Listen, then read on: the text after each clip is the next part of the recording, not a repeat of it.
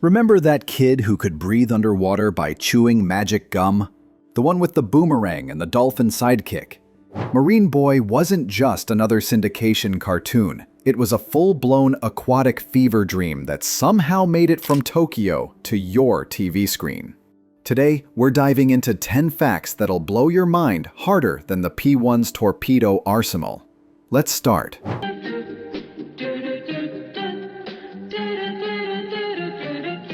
Number 10. The Dolphin Whisperer's secret weapon. Marine Boy didn't just have a dolphin friend. He had an on-demand dolphin summoning system built into his ring. A specialized whistle could call Splasher the white dolphin from anywhere in the ocean. This was before pagers, before cell phones, before anyone outside the military had walkie-talkies that worked underwater. Meanwhile, Marine Boy's running around with a biological bat signal that works across miles of open ocean. The show never explained how Splasher could hear that whistle from such impossible distances, but honestly, we didn't care. It was pure magic, the kind of gadget that made every kid wish they had a ring that could summon their own aquatic best friend.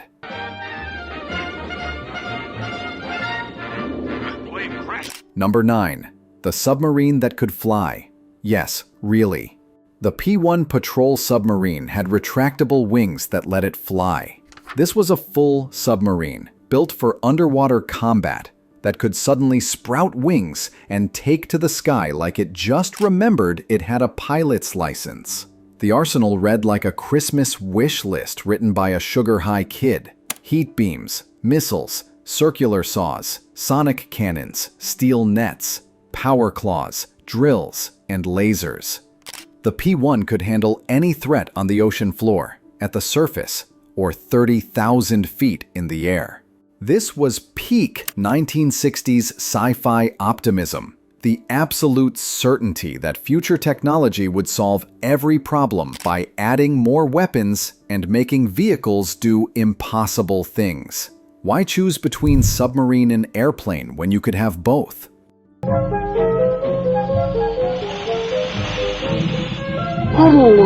Number 8. Black and White Beta Test. Before Marine Boy became the colorful underwater adventure we remember, it started as a black and white trial run called Dolphin Prince. Just 3 episodes aired on Fuji TV in Japan between April 4th and April 18th, 1965. Think of it as the show's awkward teenage phase. Those pilot episodes were essentially proof of concept, testing whether Japanese audiences would embrace an underwater superhero kid. Apparently, they did, because the studio greenlit a full series, but with one major upgrade: color.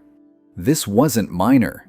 Color production was significantly more expensive in the mid-60s.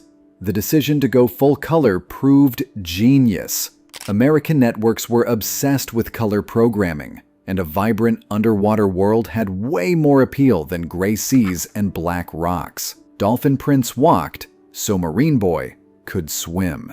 In glorious Technicolor. Thinking back to the strike, which is on now, and was... Number 7. The Voice Actor Hat Trick. The entire English cast was basically 3 people playing musical chairs with characters. Corinne Orr voiced Marine Boy himself, plus Neptina and Klee. Jack Grimes handled Professor Fumble and Splasher the Dolphin. Peter Fernandez covered Piper and Dr. Mariner. 3 actors voicing 7 major characters. This wasn't unusual for 1960s dubbing. Studios worked with tiny budgets and tinier voice pools. But it created this bizarre situation where Marine Boy would have conversations with characters all voiced by the same person. Corinne Orr was literally talking to herself in multiple registers, switching between heroic boy and mysterious mermaid mid-scene. The talent was undeniable. Each character sounded distinct enough that most kids never noticed. But once you know it, you can't unhear it. I can't follow him. This invisible shield is stopping. Number 6. The Reorganization Shuffle.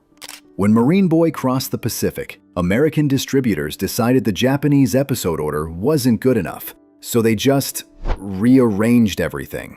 Episodes were completely reorganized to create what distributors felt was a better viewing experience for English-speaking markets. No explanation given, just a full narrative remix.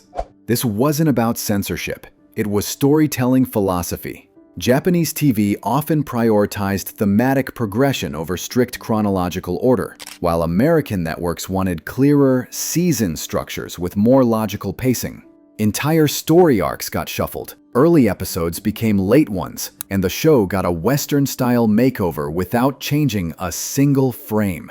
Most American viewers had no idea they were watching a completely different show order than Japanese audiences. Makes you wonder what else got reorganized over the decades.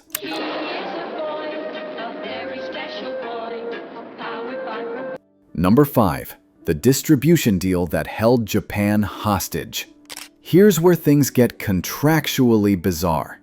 The Japanese version couldn't air in Japan until after the English version finished its complete first-run broadcast in America and international sales. The country that made the show had to wait for American audiences to finish watching it first. This arrangement was part of the co-production deal that funded the series.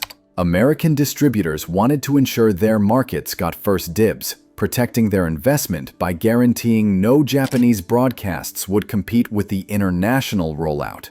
Japanese fans waited months to see episodes of their own show. Once again, the oceans of the world are safe. Number 4. Warner Brothers enters the ocean. Marine Boy had Warner Brothers 7 Arts Television handling worldwide distribution of the English version, with Kei Fujita Associates managing sales outside Japan. This was a major Hollywood player throwing weight behind Japanese animation, years before anyone used the word anime in casual conversation. Warner Brothers in the 60s was a powerhouse, and their involvement legitimized Marine Boy in ways impossible for a purely Japanese export.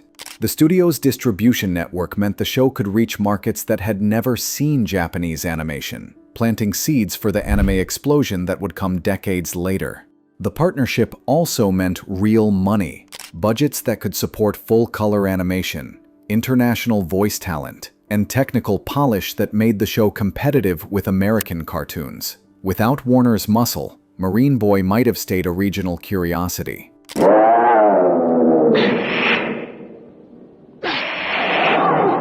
Number 3. The remastered revival nobody expected. Fast forward to 2013, and Warner Archive Collection decided the world needed digitally remastered Marine Boy DVDs. Season 1 dropped June 18, 2013. Season 2 followed February 11, 2014. Season 3 completed the set July 2, 2014.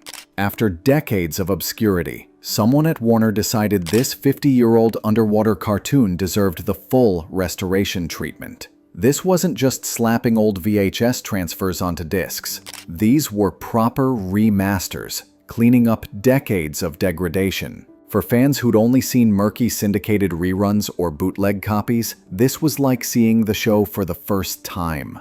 The blues actually popped. You could finally see tiny details in the P1's cockpit. The release proved there's always an audience for nostalgia when it's packaged right. And releasing it season by season over 2 years was genius marketing. Keep fans hungry instead of dumping everything at once.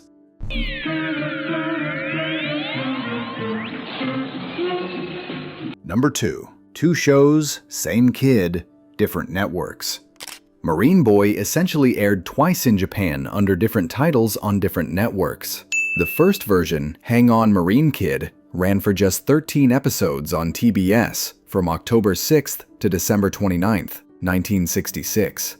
Then the show got a complete do-over as Undersea Boy Marine, airing on Fuji TV from January 13th to September 22nd, 1969. A full 78-episode run. This wasn't a reboot or sequel. It was a second expanded take with improved animation, better color quality, and a much longer story runway. The gap between versions shows how quickly Japanese animation technology evolved in the late 60s. American audiences only saw the combined, reorganized version, blissfully unaware they were watching two different production runs stitched together. The magic of dubbing and editing made it all feel seamless.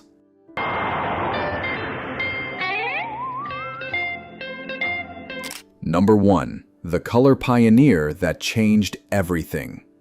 Here's the fact that makes Marine Boy historically crucial. It was one of the very first color Japanese anime ever broadcast in a dubbed form in the United States. Not just early, one of the first. This show helped crack open the door that would eventually flood American TV with everything from Speed Racer to Dragon Ball Z. Before Marine Boy, Japanese animation was either experimental art films, black and white kiddie shows, or regional curiosities. American networks weren't convinced there was an audience for Japanese cartoons in expensive color broadcasts. Marine Boy proved them wrong by delivering exactly what Saturday mornings wanted: colorful action, kid-friendly adventure, and exotic settings that felt fresh. The show's success opened executive eyes to the commercial potential of Japanese animation. Suddenly, distributors realized they could license overseas content, dub it, and fill programming slots without funding expensive original productions. Marine Boy pioneered an entire business model that would reshape children's television for generations. That looks like a man, sir. Man? Here at the North Pole? You gotta be kidding. Bonus fact: the villain graveyard. Before we wrap up, here's one more wild detail you probably never noticed. Almost every bad guy Marine Boy faced was a one-hit wonder. Villains would show up, cause chaos, get defeated, and vanish into the ocean depths forever. No recurring nemesis, no archenemy building a grudge, just a revolving door of disposable underwater criminals. This wasn't lazy writing, it was brilliant for syndication. Networks could air episodes in any order without worrying about continuity, making the show infinitely more sellable to local stations. Think of it like the opposite of modern serialized TV. Miss an episode? No problem. Tune in next week for a completely new threat. It also meant the writers invented fresh danger every single time, which explains why we got everything from mad scientists to sea monsters to literal underwater pirates. From corporate deals that made Japan wait for its own show, to 3 voice actors running a theatrical troupe, to a flying submarine armed like a miniature Death Star, Marine Boy was so much weirder and more important than we ever realized as kids. This wasn't just another cartoon. It was a cultural experiment, a distribution gamble, and a technological milestone, all wrapped in a wetsuit. Until next time, keep your oxygen gum handy and your boomerang ready. Dive safe, friends.